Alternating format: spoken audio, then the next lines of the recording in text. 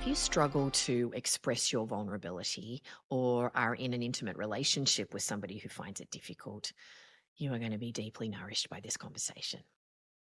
For the past two episodes, I spoke to Amir and Kerry Kaligi about the embodiment work that they're doing with men and women to foster more connected relationships. And today, I'm talking with Speedweed, who attended one of Amir and Kerry's workshops years ago and was so moved by the experience that he went on to study masculine embodiment with great teachers like John Wineland and Kendra Kunob and others, and then changed his career and the trajectory of his life. Founder of Working Deep, Speed is now a leader of Embodied Polarity and a coach to men who want to experience more depth and connection in their lives. Through somatic practices and other exercises, Speed leads men on a similar journey that he's gone on. After over 20 years as a very successful Hollywood writer and producer, Speed found himself in midlife feeling lost and unfulfilled and lonely in an unhappy marriage. He was craving a deep connection to himself and others, and he found it through embodiment practices, participation in men's circles, and mentoring from other men.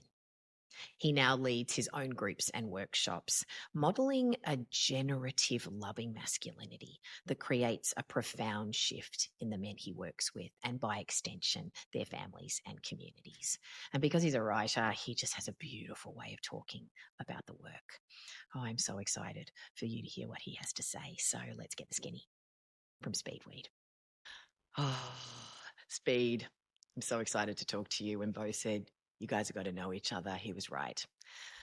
I got to ask you where that came from, how your family gave you that nickname.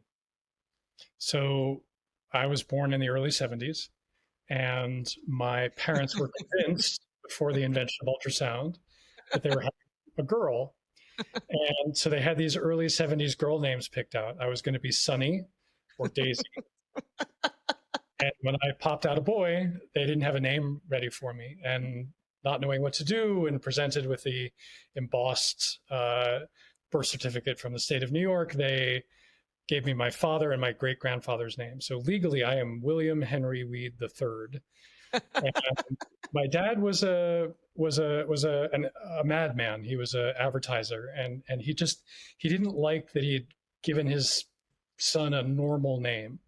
And he was Bill, and he didn't want me to be called Bill. Everyone's named Bill. And so the night I was born, like hours old, it popped into the back of his head and he said, let's call him Speed. And he went to my mom, and she loved the idea, and I've been called Speed ever since. When I turned 13 and told my parents that both my names have drug connotations, they were like, oh, yeah, we didn't think of that. Now you're so committed to the clarity that comes from being in sobriety. Oh, it's just beautiful, full circle story. So tell me about your first experience being embodied as a young actor. What a great question. It wasn't an acting moment, but I was certainly acting at the time. I remember taking an afternoon nap in my bed in my freshman year of college. And I woke up in that sort of liminal space, and I had this deep feeling in my heart space of the divine. And I could feel it like a warm blanket, or almost like a liquid warm blanket in my being. And I felt deeply at peace. And there was no thought associated with it. It was just a deep knowing that all is right with the world. That's probably the first time. I'm sure there are moments that are they're much younger, right? I think you see 5-year-olds, they're totally in their body. You see 7-year-olds, they can be totally in their body. That's the one I remember as a young adult that sticks with me. Yeah. So then going into acting and having embodied experiences as an actor, playing characters, why did you not go down that road of being an actor when that was very fulfilling for you? My dad said no. Uh, I remember him Ooh. asking me in my senior year of college, "What are you going to do next year?" And I was shocked by the question because I thought he knew. I mean, I was so devoted Yeah. to theater. I'm going to move home. I grew up in New York City. I'm going to move home and I'm gonna act. And he said, "They're not." And I really was so taken aback by that. I really had had a lot of support from my parents up until that point for my acting. And I don't know if it's that I didn't have the balls, I didn't have the runway, I didn't have enough time to figure out what else to do. And one thing led to another, and Ooh. I got a job teaching high school English at the American School of Tangier. I'm like, well, that's super cool. That's cooler than acting, than waiting tables in New York. I'm going to go do that. And then one thing led to another, and I had a lot of cool jobs in my 20s. Oh, tell But me about some of your cool jobs. uh, let's see, I taught high school English at the American School of Tangier. I imported hundreds of Moroccan rugs to the United States and sold them. I worked for the Clinton White House for 2 years as an advance man, leading the president and first lady around the country and around the world. I worked on Oh, film I love it how you school. just pop that in like it's, the same as selling rugs. Um, they were kind of all the same to me. They were interesting. I was fascinated and still am by like the end of the road. I'm a very experiential learner, and I love Mm. doing things, not reading about them. Uh, yeah, and then I started writing for science magazines and uh, writing plays on the side, and then eventually I found Hollywood, which became the main focus of my career. Yeah, what is it about words and about Mm. writing that feels right for you? Mm. That's a question that's, I'll be honest, is still in process for me. Mm. Um, and I think each writer, and I'm sure you've got an answer to this too, that I'd love to hear, is their own relationship with an articulation of that which can't be articulated. There's something Ooh, really yes. fascinating about being able to communicate through words something to yourself and something to another human being. I'm reminded of I think it's Edith Wharton. Check me, Oh, I Google. love Edith Um, Wharton.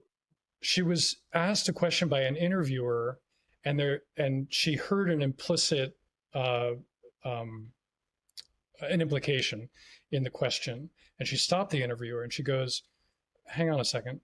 I think you're asking me, why do I write to say what I know? And I don't do that. I write to find out what I know." And Oh, that's definitely true for me too. I write to find out what I know. So words are a way of gesturing toward the ineffable, gesturing toward the totality of experience, which is so much larger than we can put into words. And yet we try. I think we speak and write as human beings the way spiders spin webs. We can't not. We're meant to. yeah.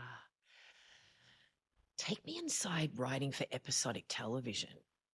If we think about the arc of story and the beginning, the middle, and the end, and you said something really interesting to me when we were speaking previously about the fact that you don't think like that. So what that like for you when you were in that container where there was a formula like that you had to adhere to? Sure. And movies have beginning, middles, and ends. Television Mm, shows do sort of, but they actually don't, right? When you create right. a good television idea, it is like a bear trap that you can spring and reload and spring and reload and spring and Yeah, reload again yeah, and again. yeah. And a well-wrought television show is about relational dynamics that repeat Oh, themselves you are over and so over right. and over again. Yes, And I yes. am fascinated by relational dynamics. I'm now a coach in the sphere of relational dynamics, and I love relational. I was that kid in high school. I was that boy in high school, um, and the unusually straight boy in high school who like gossiped with all the girls about all the relationships that were going on. Fascinated by masculine feminine relationships my whole life, and TV was a chance for me to figure out what I know about those on an ongoing basis. Yeah. What was it like for you, the decision to move away from that world? where Mm. you were in a very, very successful career. You know, Yeah. you were working on Law and Order and The Summer I Turned Pretty and these huge hits, you know, on top of the mountain, so to speak, you know, some people would say. And then you realize this wasn't for you. I've had a beautiful run of it. I've been incredibly blessed in my career to work on great shows with great people. And I should say I'm not dead yet. I'm not completely out. I do still have my tethers in there, and when some really interesting project comes up, I I love doing that. I have a mastery in it, and I'm happy to do it. And when I found this work a number of years ago, I felt a deep calling. It was choiceless. I have to do this. It changed my life, restored my life, restored my sense of self. It restored my relationships. It restored the deep knowing at the back of my heart. And as I looked around in the groups that I was in men's embodiment work and other arenas, I really could feel the suffering of people. Here I am trying to write out loud to say what I know. I don't have this fully worked out. Mm-hmm. Um, and that what had been taught me and what I had learned and what I had come to learn how to embody was very quickly helping other people really change their lives, save their marriages, change their relationships with their children. And in a way um, that I think is, I've come to understand is quite a, maybe age appropriate is a good way to say it. Richard Rohr talks about the two halves of life. He wrote a book called Falling Upwards, that in your younger years, you're really interested in ego consolidation and like planting your flag on a hill and going, this is who I am and this is what I'm going to do. And when you get older, littler things matter. And it's less about what do I get and what more about what do I give. And so I could really feel in my body that there are episodes of television of mine that have been seen by 400 million people across the globe over time. And one man telling me that I saved his marriage, that working with me saved his marriage, was far more important. I cared about it much more deeply. And so, though, you know, my agents still send me stuff and I still occasionally go out on meetings, like this deep, quiet, person to person transmission of a way of loving, of a way of being in our bodies. Uh, it's deeply meaningful to me. And so when I wake up in the morning, that's what I want to do. And I see that it is of service. And I, like I So say, we've skipped forward, and mm, I want to fill in some of the juicy bits on this journey. So you're working as a writer, mm, and what was it that led you into the work before you claimed your role as a teacher or a facilitator or a guide, or I don't sure. know what word you would feel comfortable with? Yeah. Where were you that led you to doing that work with John Wineland and your other coaches? Amir was your first experience Right. with this. Well, what led you to join that workshop? Yeah. I was in a marriage that we were all suffering in, me and my kids, full of miscommunication and disembodiment and shadow and pattern. And not for lack of trying, there was a lot of love, but also just a lot of dysfunction. And I felt a couple of things that are important to name. One is I felt hopeless. I didn't know a way forward. I didn't know a way out. I didn't know what to do. My experience of that time in that marriage was that no matter what I do, she'll never be happy. No matter what I do, it won't be enough. And map onto that a lifelong history that's very common among good men my age, give or take 15 years, is I knew that I didn't want to be like my dad. I knew a whole bunch of role models of what it meant to be a man that I didn't want to do. I had a front row seat on a television show to a Me Too moment that was awesome, but it also put me in this place of uh, I don't know how to be a good man. And I can see two choices in front of me. I can see the Trump choice, which is to claim privilege and screw everybody else, which is odious to me and remains odious to me. And to me. And then I also saw on the liberal side a real abnegation of masculinity, an internalized misandry. Like, I'm a man, so I must suck. And I could feel that in my body. I'm in this marriage, I'm getting a ton of criticism, and I don't know how to carry myself as a man right now. In addition, I looked around and I didn't have any male friends. I, I'd had them in Mm. my youth, but I'm not alone, Tess. The data on this is really clear. Most men don't have good male friends that they can share with openly and vulnerably.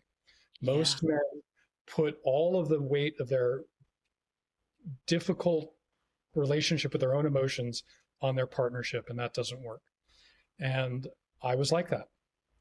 And so when I went to my first men's group and I saw 25 men share openly and vulnerably and from the heart, and what I would now call in a masculine manner, meaning they had themselves.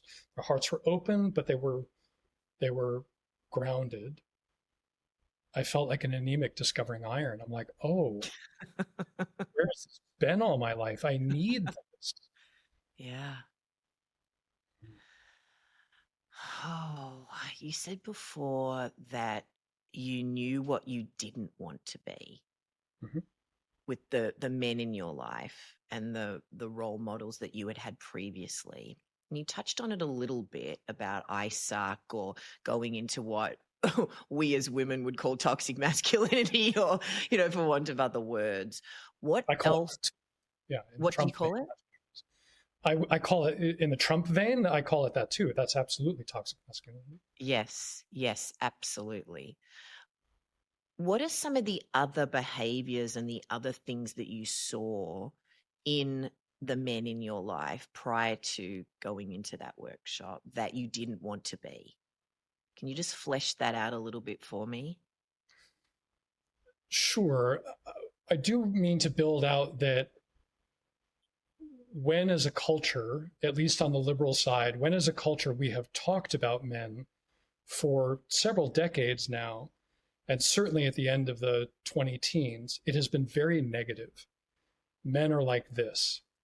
And so there is the actual men that I saw, like this guy who got me too'd out of the television show I was working on. He's a jackass.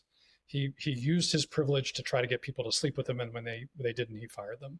Right. So that's a very glaring, obvious thing. Mm. But the bigger problem for me, and I think now that I speak to many hundreds of men, for most men, is just sort of a vague assumption that men can't be open-hearted, that men can't be loving and grounded and assertive, that men can't be either they're taker and toxic, or they're like all in their feminine ecstatic dance flow boys. Um, and then there's all the dudes on LinkedIn, right, who are just like scrubbing up their resumes. They're outer. The notion that there is a masculine interiority that is beautiful and whole and available and there to be gifted to the world, nobody ever showed me that. So, what were you shown then as a child, as a teenager, as a young man in your 20s? Sure, it's a great question. Um, my father was a beautiful, gracious, kind man. But when he was growing up, it was discovered that he had a heart defect. And he was told that he was going to die by the time he was 12. And his father pulled away from him, fearing that he was going to lose this boy. And my father grew up with a programming that I'm broken and full of shame. Now, it turned out that that diagnosis was wrong and he lived to the ripe old age of 84, but he carried with him this wound that I'm broken and my heart is no good. Like that literally mapped onto a metaphor that he carried in his embodiment. And so my father never said anything to me that he wouldn't have said in a room full of strangers at a cocktail party. He had no interiority. So That was a you big mean difference. that there wasn't a lot of emotional intimacy There was between no you? emotional intimacy. No, There that's was right. love, but not intimacy. Absolutely. Love, support, kindness, even a kind of seeing, but no depth. Depth is a nourishment. How did he see you without the depth? What was your experience of that? He saw that I was creative and wanted to be an actor. And so he But then supported me told you until I was no. going to college and then pulled the rug out from under me. Yeah. Right. Yeah, that was very surprising. Um, Yeah. and yeah, uh, I think he was a little conflicted about his support for me. I think if I'd gone and interviewed at Goldman Sachs, he actually set up one for me, uh, that, that, that would have really delighted him, on brand. So what I'm hearing, and correct me if I'm misinterpreting this, is that because I like to pare things down to one sentence from one writer to another. Very good. And so, Longhorns. That's well, I mean, Longhorns. right? What I'm hearing is that you had a deep desire to be seen. Mhm. And ultimately that was at the core of what led you to that men's group with Mhm. Amir, and that being in that work you felt seen. Is that one way of saying or surmising your experience?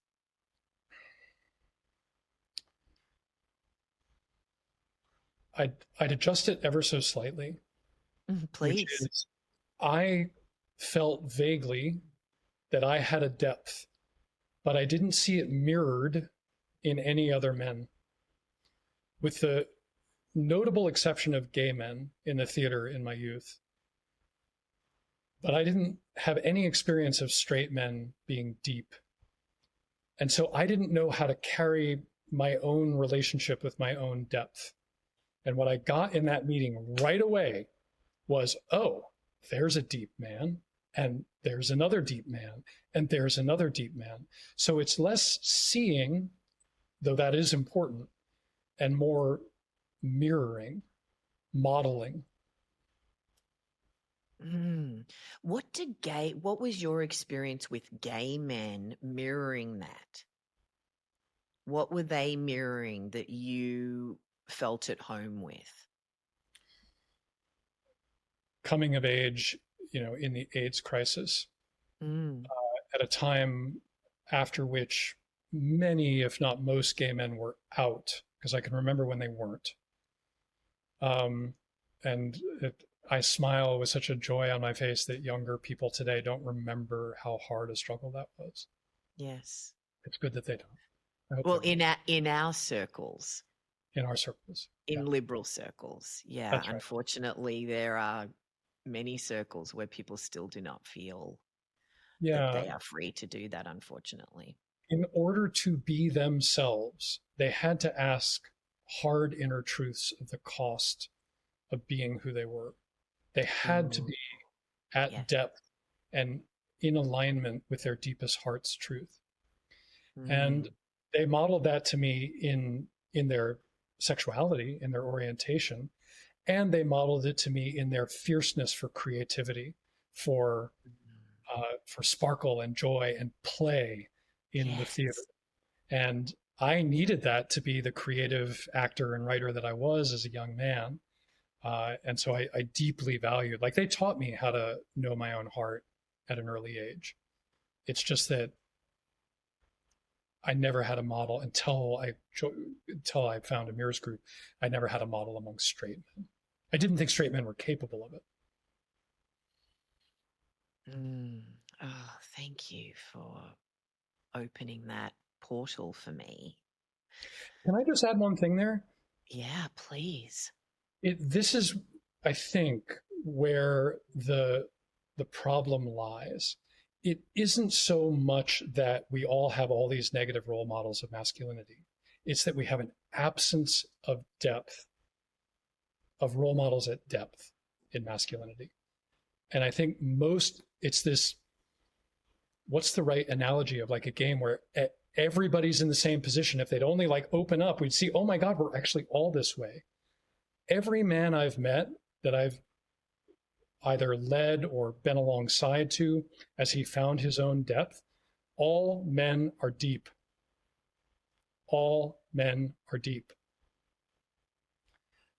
Each in different ways, but we run Mm. around in a world where nobody's showing it, so nobody thinks anybody else is. That's an exaggeration, but it was my experience across my 30s and 40s. Yeah. So what I'm hearing again is permission. Yes. Is that there's so many men that are not giving themselves permission to express all the parts of themselves. And, we could get into Jungian philosophy here and shadow work and that we're not giving ourselves, we give ourselves permission to only express certain parts of ourselves that are acceptable within the rules of our family of origin and then the rules of the society that we place ourselves in and so forth. So when you entered that men's group and you saw other men giving themselves permission and by extension each other to give expression to whatever was coming up for them and to receive it from each other, what did that feel like for you? Oh, like I said, like an anemic discovering iron, like this Right. Yeah, you deep, said that before. Like, but yeah, in your body, like anemic discovery is very cerebral to me. I can't place yeah, that in my body. like coming home, like coming home. Mm, Yeah. mm. And I do want to, just in case any listeners uh, hear it the wrong way, it's not that we men are not giving ourselves permission. We don't know how. We're Ooh, wired thank to you be for drawing modeled. that distinction. Mm, We're modeled mm. as a species to be modeled by elder men into our depth. We're not supposed to just show up in middle life and go, oh, I know how to do this now. That's not natural. Any man who thinks he can do it on his own can't. That's a strong opinion, but I'll back it up. No, but it's a really important distinction. And Mm-hmm. thank you for making that because as a woman who Mm-hmm. is in relationships with men and has been in marriages, well, he just doesn't want to. That's He right. just doesn't want to. He doesn't want to tell me. He doesn't want to speak to me. He doesn't want to share openly. He doesn't Mm-hmm. want to. Or Mm-hmm. he can't is language that we would use and I hear my friends use and clients of mine use when they express outrage or despair being inside of their relationships. And I know you work with men and women and you see this. It's a really important distinction. Yeah. So when you were in these groups and then you went and studied with John Wineland and this world opened up for you and how life became this juicy world of so many more possibilities, take me inside of that it has to be me, where you went from student and participant in the group to claiming your role as leader and facilitator or shepherd. Is that a good word for you? What words would you use for what your calling you said Yeah. before? Yeah. Teacher, maybe, leader. Yeah. Yeah. Not yet, but someday, elder. I'm still in search of my own elders before I can claim that title. Yeah, you're in the spring of the crone phase. So am I. We're knocking on the little door, wanting to be let in, but we're not quite there yet. Yeah. So you had a calling, but we often have callings that we don't listen to, just like that young boy wanting to be an actor, and Yeah. then not doing that. And I have had many of those moments as well. This time you really listened. So what was it in you that went, I've got something unique to offer this space, this world, other men? What was it in you that leaned into that? There were a couple moments that happened in fairly quick succession where, and my training is both co-ed and among groups of men.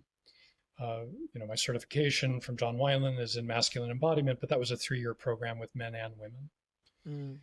And in a polarity practice, I was deeply in my practice across from a woman who is full of like feminine, feisty goddess energy. And when I opened my eyes in the practice, I'm like, oh man, I'm in for it because she's like got so much juice. She's so much, and she's a couple years older than me in the program, and like she's got her feminine goddess Kali thing going on. I'm like in trouble here. And for not to, I want to absolutely stay in this, but for somebody listening that doesn't understand what polarity work means, can you just explain to us what that process was? Sure. Um, the the framework of the lineage that I study is ultimately rooted in Taoism and the notion that the yin and the yang, the feminine and the masculine, move through all of us, just in different proportions. And if you sit across from another human being and one of you consciously takes on the masculine pole and the other one consciously takes on the feminine pole, you can move a lot of energy through your body and between your bodies that you can't do in any other way. And it gives you like a radar into your own embodied system that is phenomenal. This is not, it can be an erotic practice, but it's not a sexual practice.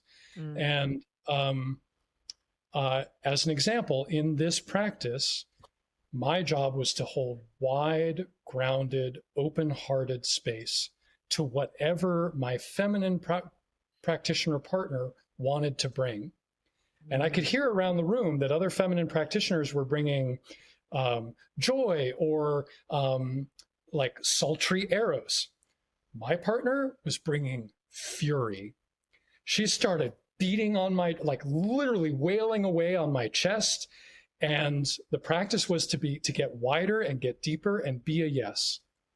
And I breathed and I used all my embodiment training. And not that it wasn't a strategy. There's no strategy in this. This is embodiment work. We're not like thinking our way through anything. And at a certain moment, I could feel like a hand reaching from behind through me. This needs to end. And I grabbed her by the hands and I said, stop it, with my heart open. And she looked at me like this for a moment. And then she burst into tears and lay her head on my chest. And she said, I needed a boundary. Thank you for the boundary. And then a little while later, maybe a couple months later on another retreat, I had a conversation with a man who had come to me some time before with some really deep issues in his marriage that were very personal that I won't get into here. And I gave him some coaching that I don't know where it came from. It came from intuition. It came from my own embodied sense of what he needed. And he was coming back to me and he said, it worked. You saved my marriage. We have done in 2 months, based on what you said, more than 10 years of couple counseling, more than any of the processing, more than the MDMA journeys, more than all of that. Thank you. And so I had this sense that in ways that I didn't fully understand or need to, I was holding a space of trustable, grounded, open-hearted masculinity to both men and women. That's what that polarity practice told me. And she said as much afterwards. And that's what I had wanted. That's what I had needed. That's what I had lacked. And I didn't, it's not like I made a decision. I really didn't. But I felt like a decision was made for me. Hmm. I want to ask you about words again. because you have lots of good words and you're so articulate and express yourself so beautifully. And that's part of bringing people into the work, Mm, explaining things, making them feel safe. You know, our mind wants to understand things. That's how we feel safe, or we think that's how we feel safe. That's the construction that we're brought up in the world. But we do need words as human beings to relate to each other and kind of get on the same page and so forth until we have embodied practices in place where we can find that other knowing with each other and develop that. But until we do, the words are an entry point. totally agree. So, so often when we think about embodiment, I say we, I'm going to say me. And I, love somatic practices and embodiment work. I love words too. So I'm asking for myself as much as for you, dear listener. We often want to pit the words and the body against each other, or I do sometimes. I struggle with that intersection point. So for you, as someone who has a lot of beautiful words, and then now being having embodied practices, where do you find that relationship for yourself where with the words and the embodied knowing, and then being able to hold that space or shepherd that space for other people like myself, for example, where I'm sort of struggling to kind of express to you what's going on in my body and my mind and my words right now? Does that make sense? It's a beautiful question. I love it. It's And a actually, very long-winded question. I'm sorry, it took me a minute to find my way into it. but that's okay, right? You've actually opened a line of inquiry that I've never made. So thank you for that. Oh, please Um, share that with me. yeah. Most of the time in my work, let me just put this in and then I'll come back to the question. Most of the time in my work, at first blush, I'm up against a man who is so trained to make logical arguments and solve problems that it's keeping him from getting in his body. And so I am Mm. trying to wipe aside the stories and the analysis in order to clear a space for him to sink into his body. And so in that moment, which I spend a lot of time in, words and embodiment are at odds. But we are embodied beings with language, and there's no conflict there at all. There's no zero sum game. Let me, I think you, I think you answered your own question in the queue up, which is that if our minds are racing in circles because we don't feel safe, then they're not Mm. helping us. We'll never get there that way. If our thoughts and words are upregulating our nervous system, if our heart rate is getting faster, we are on a train of the monkey mind that's taking us out of our embodied moment. If we are in our bodies, which I experienced you as in that long question, where I felt you as gesturing toward an articulation of something that you could feel but couldn't quite articulate. Nothing wrong with that at all. That's beautifully, deeply embodied speech. And again, we're in the Edith Wharton territory of using words to figure out what we know, which I think is deep and beautiful. Mm. And then the last thing I'll say on that is that we have this very old phrase in English, I don't know how old, speaking from the heart. That's an embodied experience. It's not a metaphor. And when we speak from the heart, we speak in very short utterances. I know. I love. I'm not going to do that.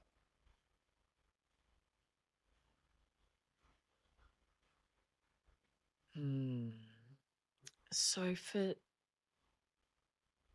for when your heart feels so hurt and raw, and the inclination is to completely close off instead of open.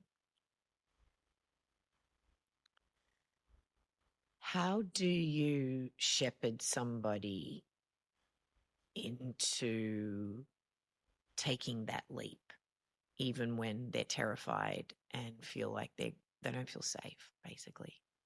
Sure. What you just described is a good portion of what I do with men. Is they are nobody taught them, right? Like we were saying before, they're in touch with their hearts, or they're starting to get in touch with their hearts, and they're feeling feelings, and they want to close. Uh, the short technical answer to your question is eye contact. Show me. I'll say show me to a man, but what I mean is look at me. Show me with your eyes. Show me. I've got you right here. I'm not going anywhere. Show me. And then he'll close and look away. Show me again. Show me. That makes so much sense.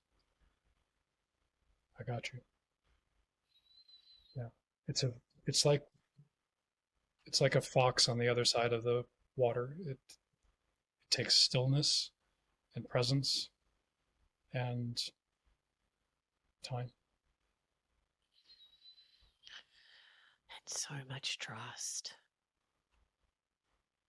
in yourself and you as the teacher. How do most men find themselves to you? Hmm.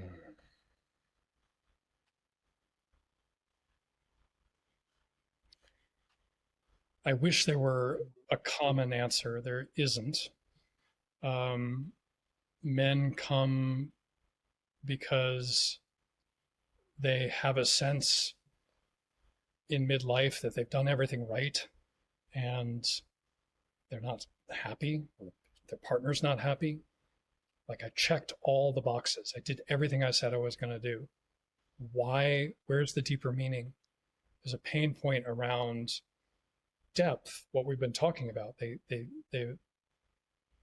haven't arrived at depth. So they'll come, you know, whether they come into one of my drop-in circles or whether they come to a discovery call, they'll find me through a friend or through Instagram, something like that. The truth is, I get most of my work these days from word of mouth, and that's important because you mentioned trust. Uh, Men are deeply skeptical, and they have every right to be. And the thing that feminine partners don't often understand is how much courage it takes, right? Like you said before, oh, they just don't want to, right? So having heard that message for a very long time, or they're not capable, like actually stepping into this work requires an immense amount of bravery. And that bravery is helped by, hey, I know this guy. Also, men generally as a marker, like we like the thing that's hidden. We want to go to the back room of the speakeasy and tell Piggy that the code word is the Godfather, and then we're let in. And then many men come to me because their partners have laid down a law of some sort, like, hey, I really need you to do this. And the trick there is that so many women I know think they can make their partners better. Got bad news for you, ladies. That's my job. It's not yours. It's Well, it's the man's job, and the men's then job. it's Right. the lady's job to do her work too. That's You right. know, That's right. it, Yeah. What we're talking about here, like I said, in terms of modeling, has to come from other. If your partner is a masculine being, if your partner's more masculine than feminine, we all have both, then uh, that modeling in my book needs to come from other men and from not just any men's group, from a well-held men's group, because this can be done wrong, and how it can can be it be done. done wrong, in your opinion? Mm. In the I Ching, and I used to remember which hexagram it was, however many thousand-year-old book, it says The responsibility of yin in the universe is devotion. The responsibility of yang in the universe is trustability. And if a leader of men's work hasn't done the work on himself, or if a group of men haven't done the work on themselves to know where their own shadows are or how to spot them when they come up, if they haven't learned to meticulously hold space for another human being, which is really what a John Wineland training is about. That's certificates on the wall over there. Like that's what it's for, is you can come to that moment of exposure and get betrayed. And I do get refugees in my practice from other men's groups. Now, I should say, by the way, there's a lot of great men's work out there, uh, and it's only serving a small sliver of the population that need it. I think it's a growth industry. Oh gosh, we can only hope. It's just such a beautiful practice, and knowing quite a number of men who are in masculine embodiment circles. Oh, it leads to rich, beautiful relationships, Yeah. ladies and other men Would you? listening. I'd love to hear your experience of that. Like, what do you see in those guys that that give a testimonial?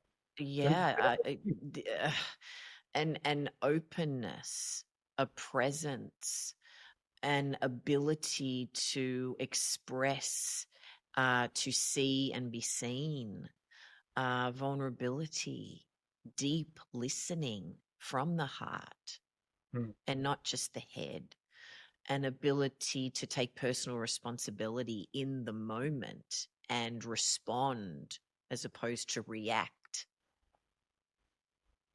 being more mindful in communication, recognizing the signs in each other's body in presence with each other, not beautiful. just hearing the words. Mhm. Oh gosh, I could go on and on and on. That's great. It lines up exactly with my own experience. Thank you for that. Yeah, yeah, it's really beautiful. And also, you were talking before about mirrors, putting a beautiful mirror in front of me that is an invitation to continue doing my own work Mm. so I can continue meeting men who are also doing that beautiful work so that we can meet in a place of trust. Um, it's a gorgeous, incredible thing, which is one of the many reasons that I wanted to speak to you, to Come on. celebrate the work that you're doing, to um, invite more men to do this work. I want to ask you about something that was coming up for me as I was listening to you. If we accept the premise that we're always in training, that we're always learning and growing, that we never arrive, in that way of knowing everything, what comes up for you as a teacher that serves, when you're working with others, that serves as an invitation or a mirror to keep expanding into your own practice?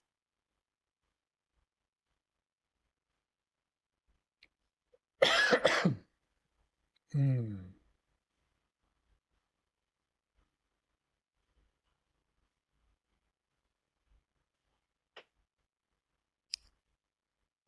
Two things come to mind, though I know it's bigger and wider than this.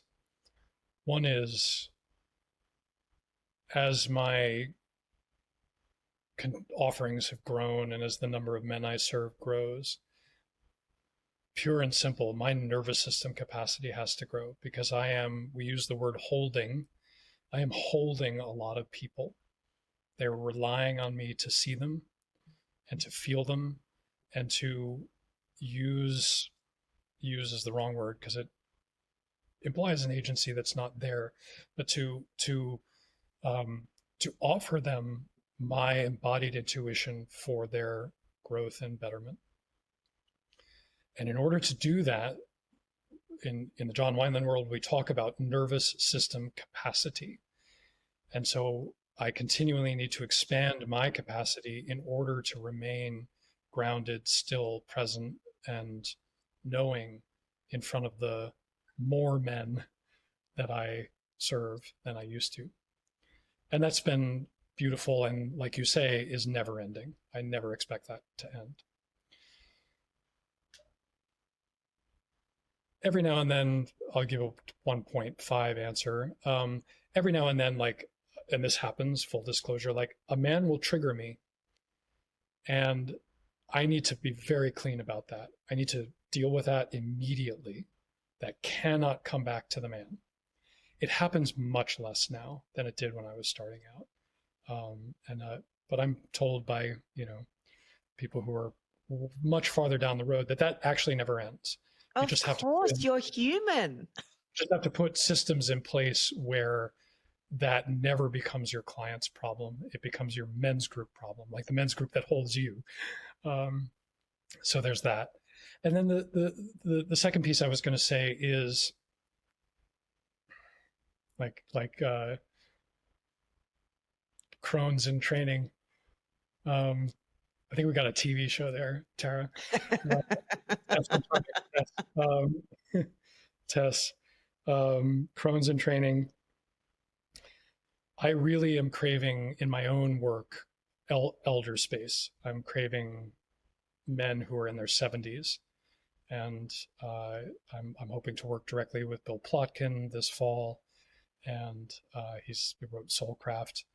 And they just have an end of life depth that that I feel called to learn from. Mm. I want to ask you about something that was coming up for me as I was listening to you about this pressure that I imagine or that I perceive that men take on to have the answers, to have it figured out, to be the expert, to front load that part of themselves, particularly when they are taking on the role of teacher or elder or facilitator or whatever words we're going to use. How do you hold that construction or that pressure and rebalance, so to speak, so that you can hold space in a way where you're not taking that on as much? It's a great question, and it's a sophisticated question. It's an understanding question of what I do. And when I started 2 years ago, I would get frustrated if a guy didn't get where I thought he could get. I've definitely let that go. My job is to give it my best shot. But the premise of this work is any man sitting across from me, first of all, there's nothing wrong with him. Any growth he wants, he has to want. And that's why well, it depends on the container. Either I'm leading the container, but often I'm a coach, right? I'm a coach. I'm not the athlete. If he doesn't do the work, um, I can't get him there. I'm not carrying him across the finish line. And there are times when the process of going down the wrong road is the only way to get to the right road. That happens with some frequency, where we need to investigate this valley in your being and realize, oh, that's not actually what the issue is here. But that's not wasted time. I'm definitely not in the results business. My testimonials are in the results business, but my showing up every day for the men that I show up for is not in the results business. It's not my job. Well, it's bringing something else up for me that's really important is to Mm-hmm. acknowledge your place in the process Mm-hmm. and to allow yourself to be present with yourself while you are in process, Mm-hmm. which I would argue is every minute of the day. Yes, for sure. Right? So, as you are a human being in process, Mm-hmm. how has this work that you've done in workshops as a human being and now as a teacher, Mm-hmm. how has that helped you be a better father, Mm-hmm. Great form question. beautiful friendships in your life with other men? Yeah. How has that played out for you in your life now? Give me your own testimonial. Mm, yeah, yeah. Most of the time I speak from the heart, and I'm fairly quick at knowing when I'm not. And so I feel a depth and a authenticity to the relationships that I have with my daughters and with my friends. And it occurs to me as like as an embodied feeling that I have it right now, that my heart is falling back and down in my chest, settling back like in a recliner. Um, and it has a peace, a down regulation, a sense of rightness that I, I didn't feel across my 30s and most of my 40s. And when, as with a child or with a friend, someone comes to me and says, "Hey, I need your counsel on this." There's a there's a two-way street of trust in that feels really good. You know, if the responsibility of Yang is trustability, then I'm just doing what I'm put here to do, um, and it feels right and on purpose and very relaxed. There's no charge to it, right? That's a young man's Oh, game. I'm going to yeah. charge a ball. I'm Babe Ruth. I'm going to hit the home run over there. There's none of that. It's just there's an there's a presence, and I mean that in the other like nowness to it, Yeah. and a rightness to it that needs no explanation or justification or analysis. To come back to that word. Mm. Yeah. Mm. I love when you say it just feels good Mm-hmm. to be this way and to be relating with other people in this way. So, do you find that you are less attached to your words now in the sense of needing them as much to justify your experience? I'm the son of an advertiser, and I'm actually working on an essay right now. Don't advertise, uh, And and I do love your blog posts. They are thank great. you. Across, I appreciate that. From one writer, that's a high compliment to another. Yeah, across my 20s and 30s and in my early 40s, not knowing who I was, feeling a depth inside me that I didn't know where to put or how to mirror, I was constantly telling people how great something was going to be. You know, Mm, especially my ex-wife, and that really didn't work.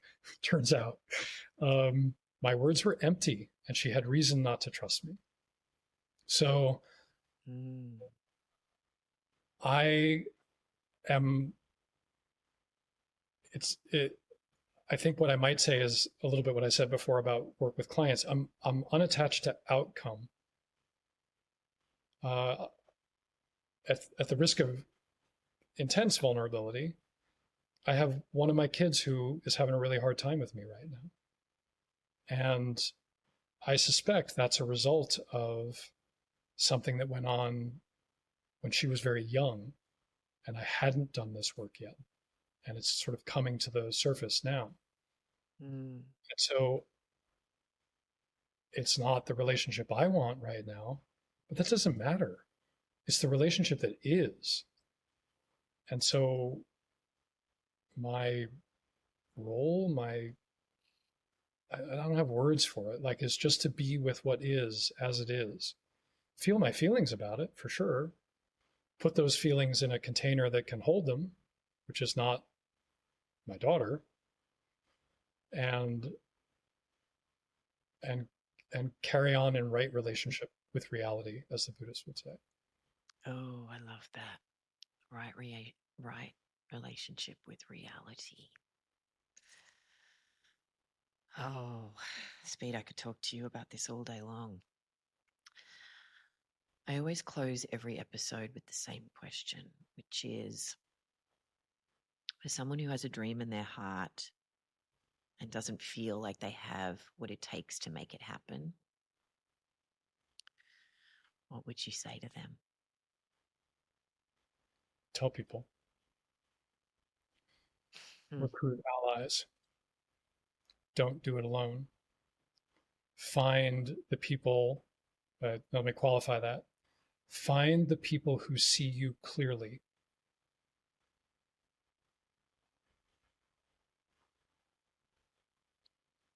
And if they see you clearly, chances are they'll know that that dream is right and they'll work with you to make it happen.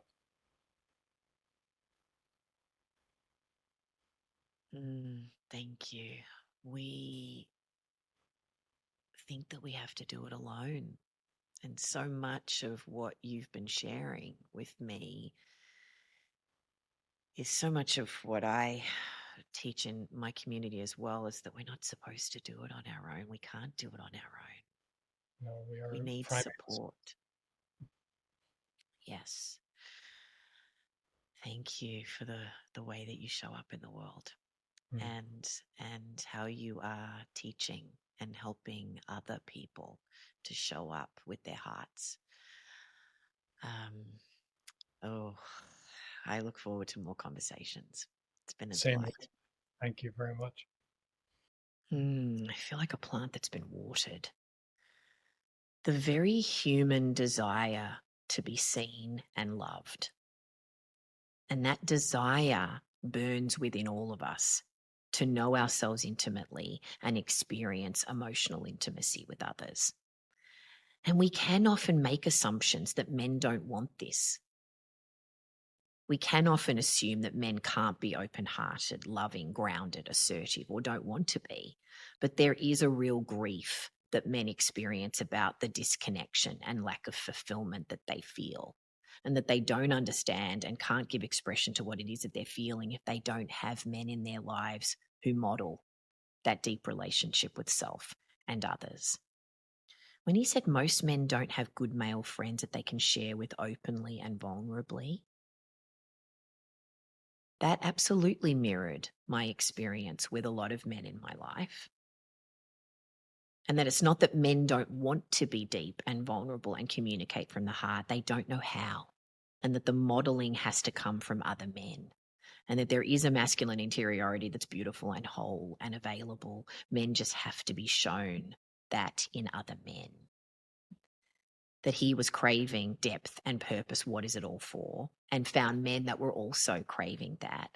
And he felt that he had emotional depth, but didn't see it mirrored in other straight men. So he didn't know how to have a relationship with his own depth until seeing other men doing it in the men's group. That all men are deep in different ways, and the power of men's groups and masculine embodiment circles to provide a safe space for men to learn how to share in that deeply grounded, open hearted masculinity.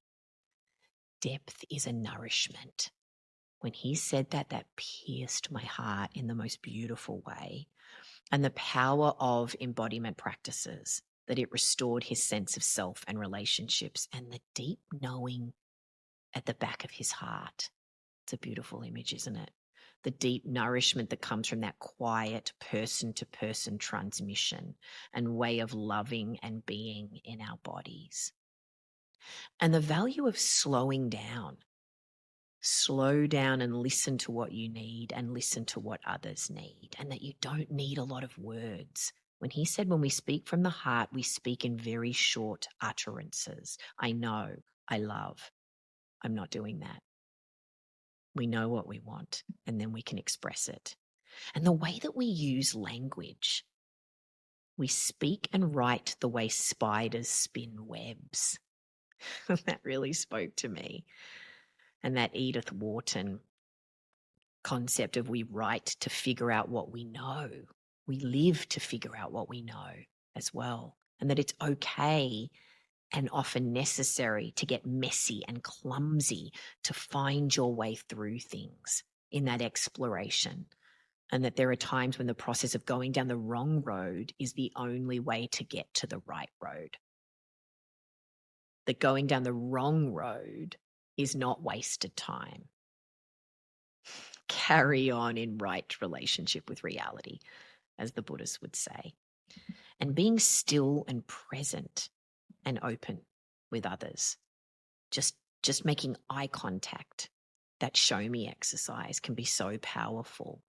The responsibility of yin is devotion, and the responsibility of yang is trustability. And being mindful of your nervous system capacity in situations and giving yourself permission to draw boundaries with others. That story that he told with that woman raging was really powerful, wasn't it? But we also don't want to be doing it alone. I love his call to recruit allies. Find the people who see you clearly. They'll know that your dream is right, and they'll work with you to make it happen. And looking for elders. This is a theme in so many of the episodes, isn't it? People wanting and craving crones to show them the way.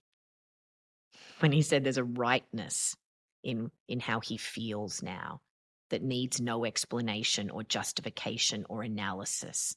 There's no charge to it. That's a young man's game. And we've spoken to women about this on the podcast, about taking up that invitation to welcome in the slow and the steady and that inner knowing, that wisdom of age that is just so beautiful. Oh, definitely connect with Speed at workingdeep.com. He has beautiful blog posts on his website and workshops and all kinds of ways that you can be a part of his world and gather more of his wisdom. So I'm excited to hear what resonated with you from this episode. So please leave a review or a comment in the Facebook group. I can't wait to hear about it. I want to hear about your It Has to Be Me story. So head on over to ithastobeme.com/stories to share it in our free community. You can also join the conversations we're having about this episode and others. I'm Tess Masters. Join me next week and we'll dive inside another great story to help us go from dreaming to doing.